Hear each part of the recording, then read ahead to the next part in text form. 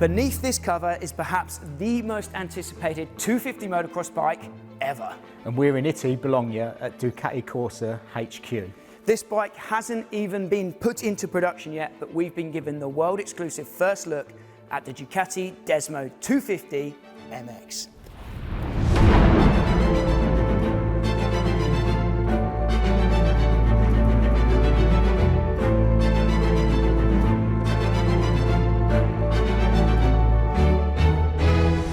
When Ducati called to invite us to their headquarters in Bologna, Italy, we jumped at the opportunity to take a world exclusive first look at the brand new 254 stroke.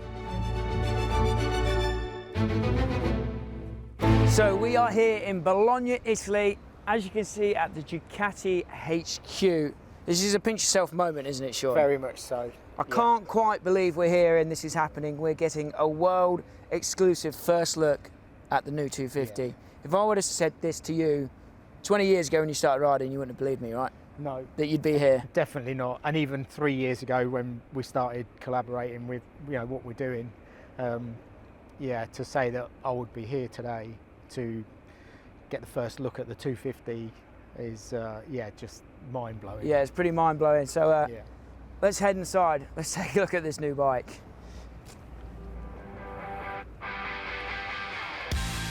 We got the chance to see where these bikes are made and where they are developed, which was so cool. In this video, we'll get the chance to talk to a few key people that helped develop this machine. Stefano Laurita was in charge of the chassis and the exhaust. Giulia Lotti is the woman behind the electronics, and Davide Perni is the man behind Ducati's entry into the off-road world. But before we talk to those guys, first things first, let's take off the covers and reveal this machine to the world. This bike hasn't even been put into production yet, but we've been given the world exclusive first look at the Ducati Desmo250 MX.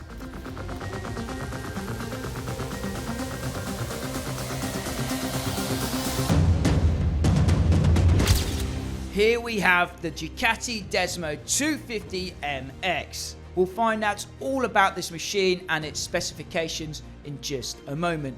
Before that though, I wanted to learn a little more about Ducati's philosophy in the motocross world and why they decided to go with the 450 first instead of the 250. And we'll learn about their racing philosophy as well, because Ducati have been racing this 250. Their lead test rider Alessandro Lupino, who helped develop this bike, has been racing it at the Italian Championships. So we'll also find out the reasoning behind that testing and development method as well. So we are here in the belly of the beast, the Ducati HQ, Bologna, Italy, and we're here to take a look at this machine behind us today, the Desmo250. But before we get into the details of that bike, we're going to talk to Mr. Davide Perni today. He's the man responsible for the Ducati off-road program, the man to thank for these Ducati motocross bikes, I guess. Is that correct? Yeah, it's correct. First question then, let's keep it general. Why motocross and why now? Why did you guys take the leap into off-road at this moment in time? So basically, because Ducati is a factory, a brand that is working very well in the market, in the two-wheels market. The company still grow up and we want to enlarge our product portfolio in a new segment. Off-road basically is the most close segment with our philosophy, because it's a segment with a bike with a passionate customer, with a very close connection with the racing. So for us it was quite natural go in this new field for us, but very close with our value. And how have you found the entry into motocross? Has it been fun, challenging, surprising along the way? For sure is a very nice and interesting challenge for all the company, because the product is in a certain way more simple respect Panigale before or Multistrada, but in the meantime is very complicated for other aspect. Your guys' strategy then was 450 first and then 250. Why did you use that strategy?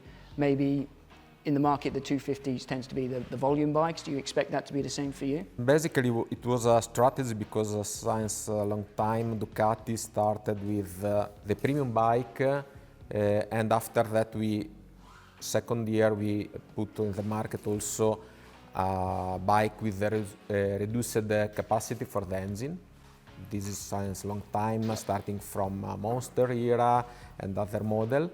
Also because the 450 is like the top class in MXGP, in Supercross, in US. So we would like to enter for the main door in this field. And after that, now, as you told before, we have also our new baby, the 250, that is coming soon. Racing philosophy. Obviously, we saw Triumph come out with a very different philosophy to you guys. They took ages to get racing, whereas Ducatis the 250 been racing since last year.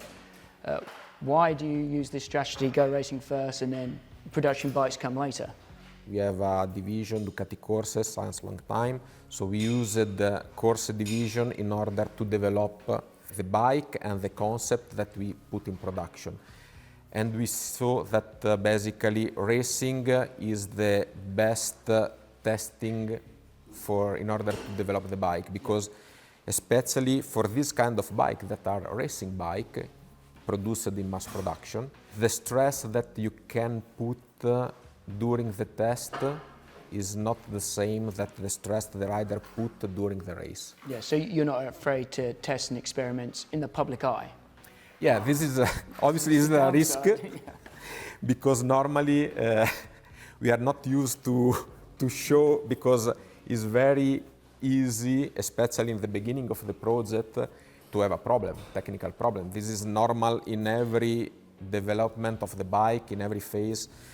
You can have starting from a stupid problem that normally is coming from electrical aspect, electrical wise. You can have DNF due to the small issue, since a big crash on the engine. So we decided to take the risk in order, because we know it's a part of our job, and we accept this risk.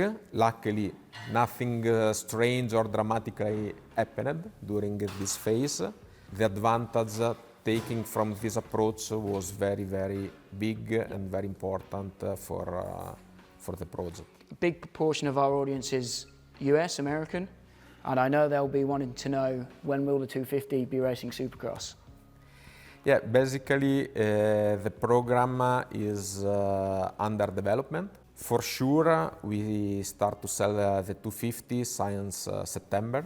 We are looking how to approach the racing with a factory team, if and how, because unfortunately the situation of the two wheels market is not so nice in terms of market. We came from 10 years of very nice development of the market. I'm speaking about off-road segment. Now, in the last year, we have some problem on the market, but let me say, is a common situation for the global economy. It's not only for the two wheels market, and we need to be careful in order to make the right step, because when we want to approach a race, we want to do the right thing. We don't want to come inside with a low profile, without expectation, or so when we go, we want to the final target for all the people are win. Yeah. So for that we need to invest time, source, energy, and that we need also to balance on the economical aspect. So we are quite young, even if this year we celebrate the century of the foundation of our company, but in this segment in off-road we are quite young, so we want to keep the right time to make the right step. Yeah.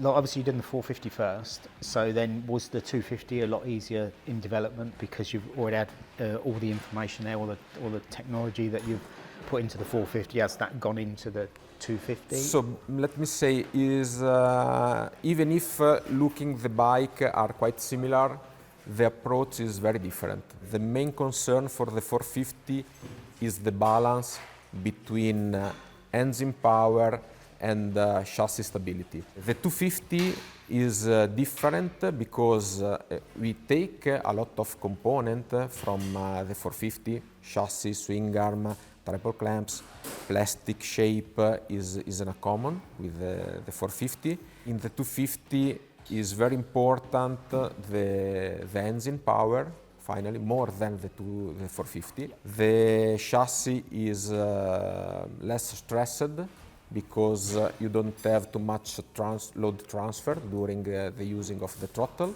You need to be focused on the performance of the engine more than the 450. Yes. Tell us something about the 250 that maybe the audience won't know yet. Yeah. Okay. What secret we can share? This is all out after the start of communication, So basically, the 250, we have the same approach of the 450. So we started with the race to develop the bike.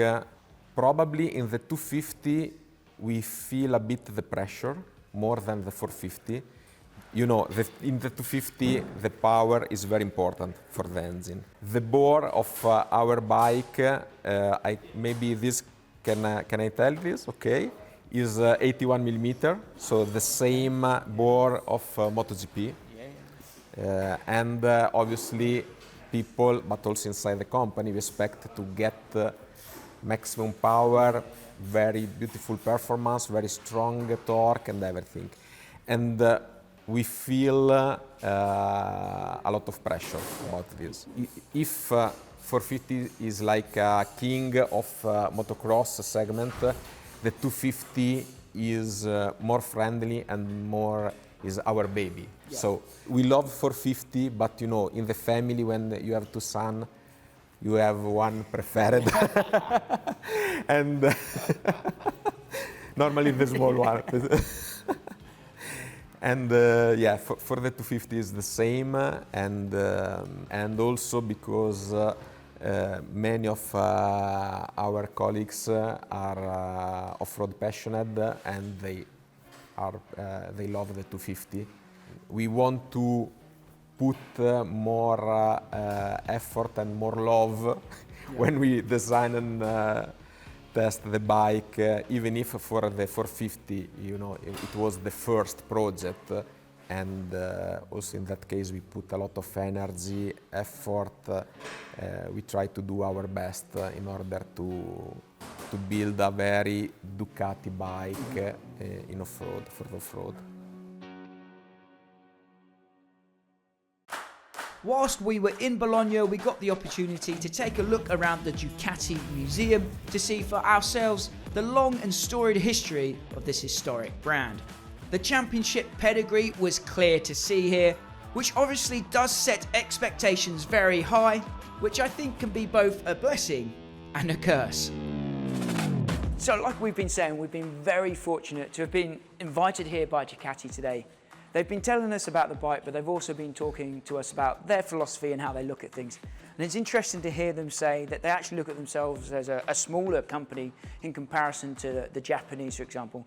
They said something like, there's more people working in the Honda R&D department than there are in this entire building, which is absolutely insane. So they have to be very particular with the battles that they take on or the bikes that they want to produce. So we're actually quite fortunate that Ducati have decided to jump into the motocross scene, the dirt bike scene. We've got a few more people to talk to in this video, so let's head back inside and chat.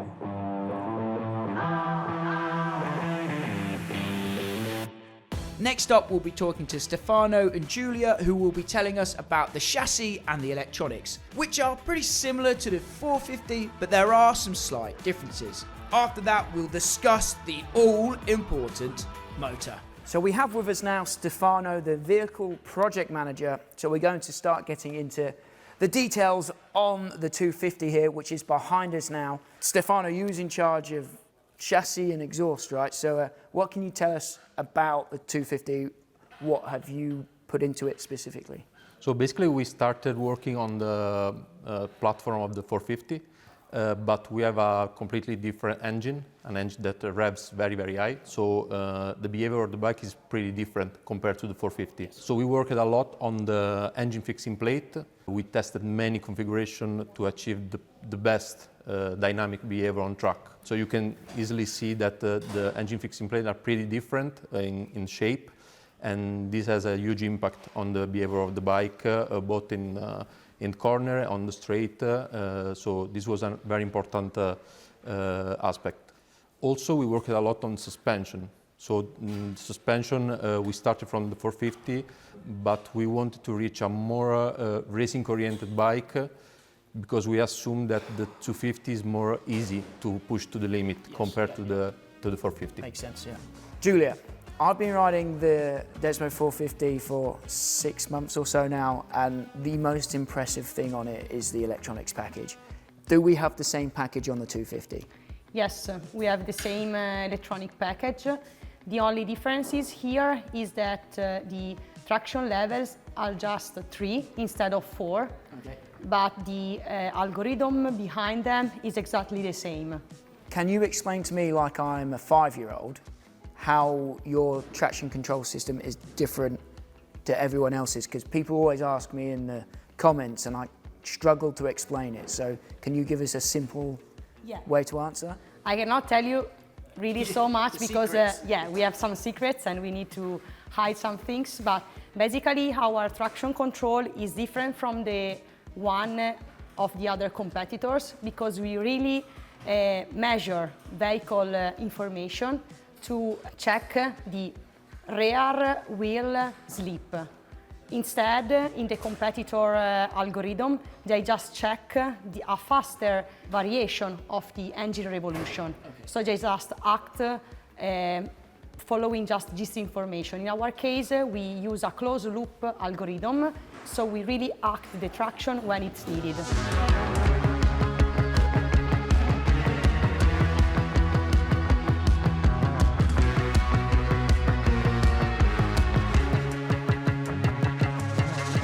Going back to the chassis, we know that it's very similar, or is similar to the 450. So regarding the, back in the UK we call them engine mounts, you call them chassis plates, engine plates? Yep. Yep. The location of them on the frame, has that changed or is it the same as the 450? So basically it's pretty the same. Yeah. We worked a lot on the stiffness, so not so much on the geometry, but mainly on the stiffness of the engine fixing plate. And also we tested many different yokes, many tripod clamps. Okay. But at the end, the result was that the same offset of the 450 was working well. Oh, that's what I was going to ask then, if you were changing that, yeah. Yeah, so we tested different offset. At the end, 20 millimeter was pretty good, but with a different setting of the suspension, because everything, works together. Yeah, sure. So actually the stiffness of the spring of the suspension is the same of the 450, but the damping is completely different. You're like reading my mind because I've got these questions to ask you and you're already giving me the answer before I've asked the question. But that was the next thing, with the the spring weight and the forks. But again, you've already you've answered that. We have the same stiffness of the spring, so it's a 5 on front and a 46 on the rear. In terms of damping, what I can say is that considering that the bike is lighter, so we have. Do you know the overall weight of the bike? Is 103 kilos. 103? Yeah. Yeah. Is that dry or is that? Is just without fuel. Okay. Yeah, but engine oil without fuel. Exactly. So considering that the bike is lighter, compared to the 450, the suspension has more damping. Yeah. So you can feel more hard behavior of the bike compared to the 450. Right. And the reason, as we said, is because we suppose that the more medium level rider can push to the limit of the 250 compared to the 450. Usually on the 450 is the bike that pushes you to the limit and not opposite. So that's why we prefer a more oriented. And probably there is also the signature of Lupino that wanted more racing-oriented vehicle on testing.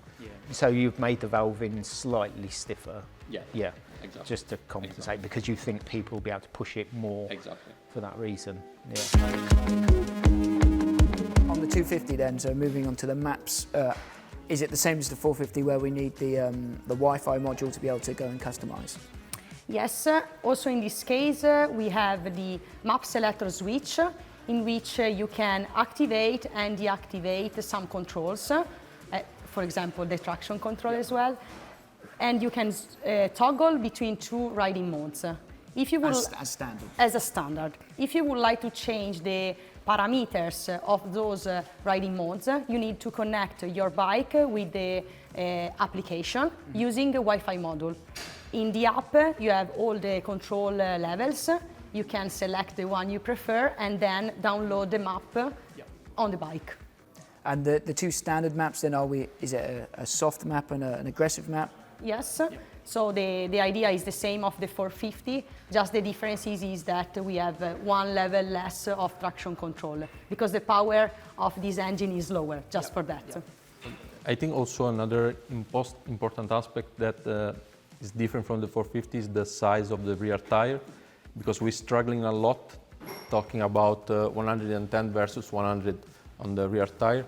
After long testing, switching to the new design of the Pirelli Scorpion, we decided to go ahead with the 100. I can see it runs 100. Because it's pretty light. Yeah, you don't see that on a 250F. I run 100 on a 250F because I feel it. The bike, moves better, turns better.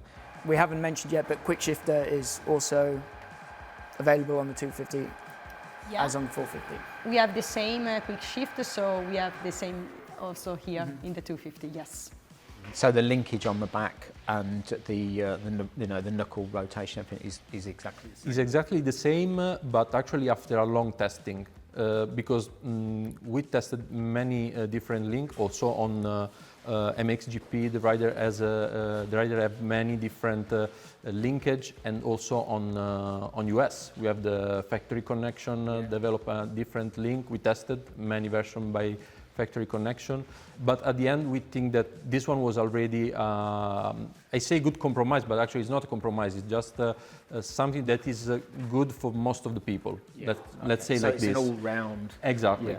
It's the same, but was our decision to keep the same linkage after long testing. Can you tell us something about the 250 that the audience will not know yet? Something maybe in development that might be a surprise to people to know? Or Let me think about. Probably about revving is something also my colleagues will tell you, but we always discuss about the rev limiter, because as you know, with Desmo we can push up to the limit. Of course, there is always a compromise of reliability, and define exactly the rev limiter was a pretty long discussion, but I think it's what can make the difference if you ride this bike compared to the other. Yeah, also on it we had many different tests. I can say that diameter of the exhaust is bigger than the 450. See, you read my mind again, because that was the next question, because that's the biggest 250. Yeah, you can easily see. Yeah, the diameter of that is the biggest I've seen on a 250F. And also the dimension of the chamber is pretty different to the 450. Yeah. Also, we decided to add also a new fixing point, considering that the rev are higher, so this helps with vibration to keep the exhaust. Also, let me say that the throttle body is exactly the same of the 450. Also, in this case, we tested different diameter of the throttle body, but at the end we decided to keep the 450 millimeter as on 450.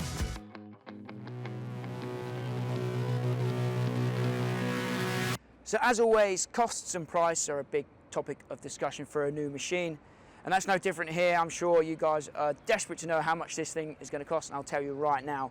Ducati told us this morning their focus is on providing premium products, and you can see that here on this bike with the components they've used. In the UK, this bike is going to cost £10,195. In the US, it's going to cost $10,595. What do you think about that? Let me know your thoughts in the comments down below.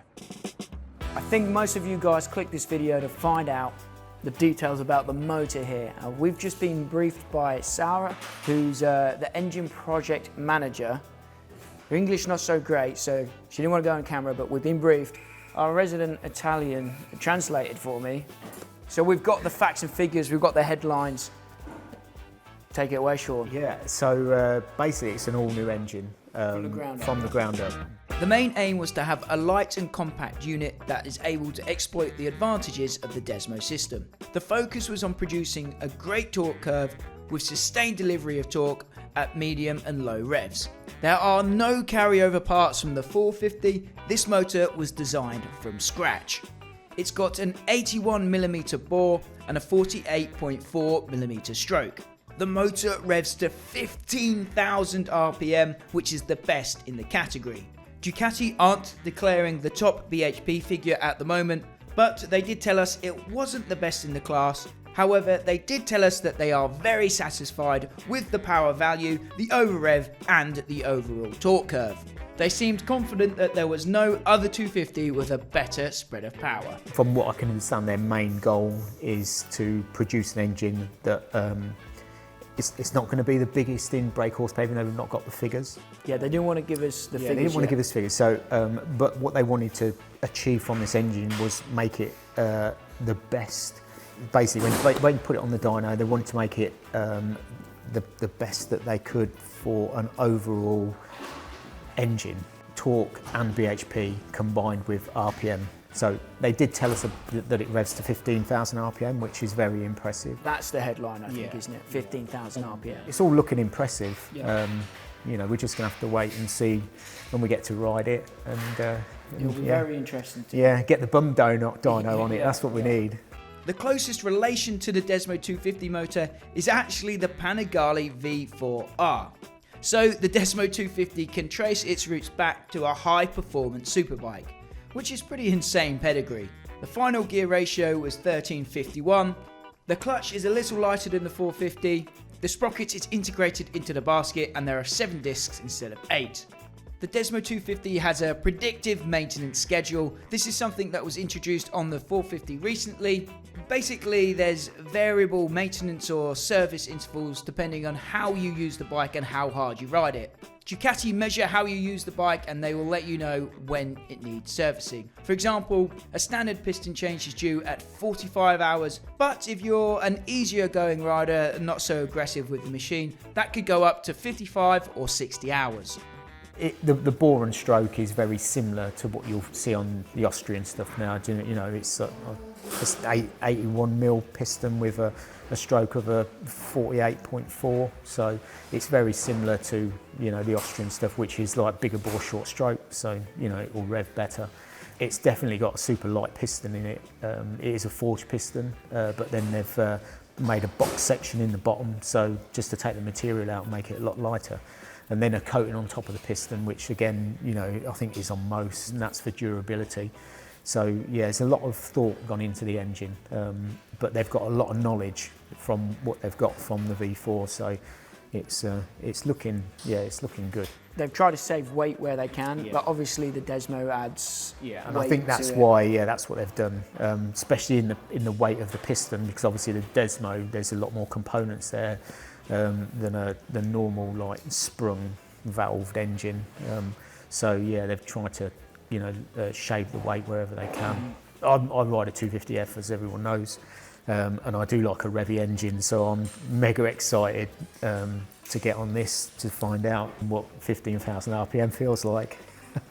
Continuing on the weight, we've just got the figure. It's 25, just under 25 kilograms of the weight of the motor with no oil, I think that was. Dry, yeah. I think we need to reiterate as well that it's like a no expense spared development from the ground up. It's not really used anything from the 450. No, nothing at all. No. The gearbox is new as well. Yeah. I think they said the clutch was similar, right? It's the same concept of the clutch. So the clutch in the 450 has got rubbers, you know, like most 450s have now, just to give it a bit of a cushion. The 250 hasn't, you know what I mean? It's more direct. 7 plates instead of 8 on this one. Yeah. So those are our headlines. Ground up development, 15,000 RPM. Didn't want to share with us the top BHP, but they said it's not the top in the class. I mean, it's gonna be there, isn't it? It's not going to be far off. No, you know, we're not talking like, you know, 3 or 4 BHP down. I think it's minimal. I'm pretty sure it'll be up there. Yeah, they seemed pretty confident though that across the entire curve it was going to be. Well, they did say the best. The best. The entire curve would be, yeah, very impressive. So, and that's what you want from a rider, don't you? Do you know what I mean? Right from the bottom, yeah, all the way up to the top. It wants to be usable. So has that got you excited? The 15,000 RPM is like, that's, you know, that's proper revving. That is, Yeah. that's nice. So there we have it then, the full lowdown, the first look on the Ducati Desmo250 MX. The headlines are, it's a machine that revs to 15,000 RPM. It costs £10,195. Should be a little weapon, right? Yeah, excited to ride it. A big thank you goes to Ducati for the invite out here today. I guess the only thing left to decide is who gets to go and ride it, Sean? Well, I do. I think we're going to have to. Ready? Rock, paper, scissors for the ride. When I came out to ride the 450, they did say, we want the English guy back. So they obviously meant me. Yeah. Half the Right, time. ready? Rock, paper, scissors. Who gets to ride it? Ready? 3, 2, 1, go. 3, 2, 1. Right. As always, guys, you've been watching 999 Laser. Be sure to subscribe for more videos like this one. Huge thank you goes to Ducati and to all of our channel sponsors. Until next time, we'll see you at the track.